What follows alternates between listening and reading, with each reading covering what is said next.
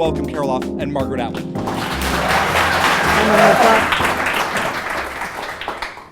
This is amazing. Look at this crowd. I wasn't expecting this. Were you, Margaret? They all seem extremely young. Did you?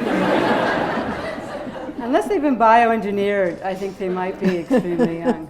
You never know. Maybe they're Quakers. Well, I don't know. Anything under 50 seems extremely young to me. So, but they do seem really quite perky.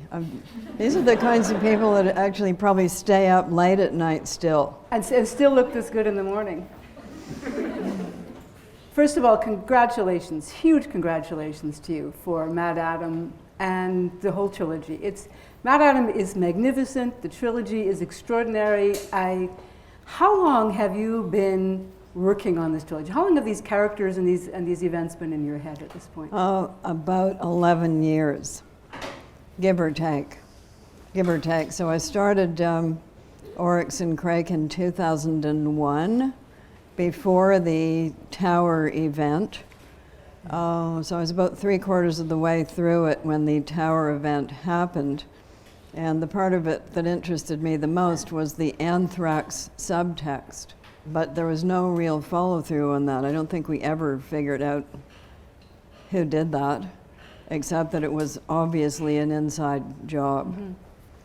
So that long, and Oryx and Crake was published at the exact same moment that the SARS epidemic hit, which meant that every time I said, I'm from Toronto, and then coughed, people fled.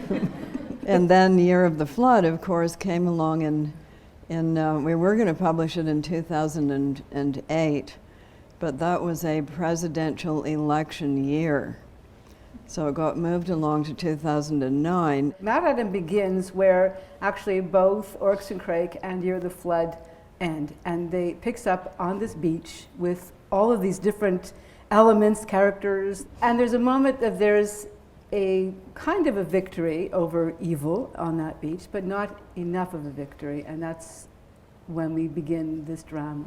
You can tell us, for those who don't know, what the title, what MaddAddão is referring to. Okay, so MaddAddão in Oryx and Crake is a video game played online against different people who are also online, and it is about extinct animals.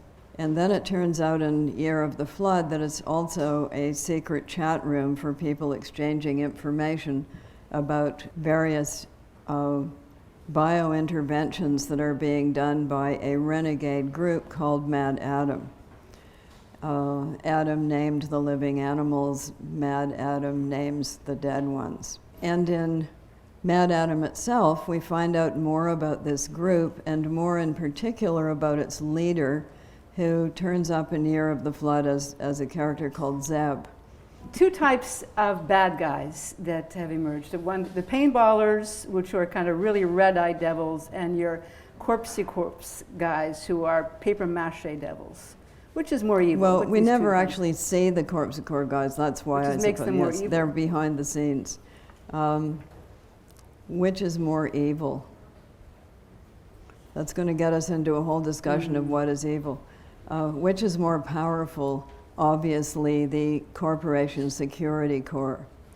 So in the future, and you don't want this to happen, in the future, government and corporations are essentially the same.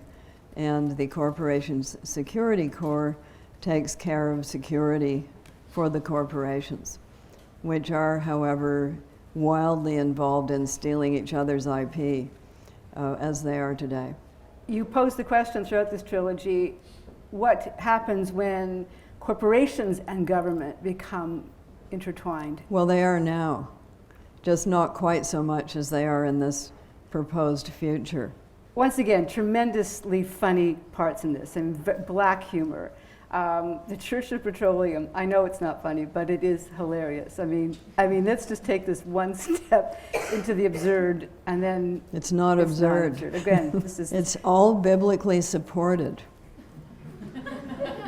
The Church of Petroleum. Do you want to? How much of it do you want? Because I read how you describe it. The Church of Petroleum. What does Peter mean? But rock. And where does petroleum come from? Well, it means rock oil. upon this rock will I found my church, QED. How much clearer can I be about this? And what do we use to anoint people? We use oil. It's all right there in the scripture. And anyone who opposes this, and environmentalists are evil. Very bad, evil people, because they're going against Holy Writ, which says that oil is holy. Gainsay who dare. Another very thing, the mohairs. I love the mohairs. That's very Well, funny. I think the mohairs are a viable commercial opportunity, and I offer it to anybody who would like to do this. The mohairs are DNA organized to grow human hair, your choice, and of color, and curliness, and any other thing you may wish, which can be immediately transplanted onto you with no rejection. So you can have a whole scalp transplant using mohair grown human hair. And they give milk. That too, well, they're sheep. They are, after all, sheep. There's a little bit of a downside. You do smell a bit like lanolin after you but only when it's raining.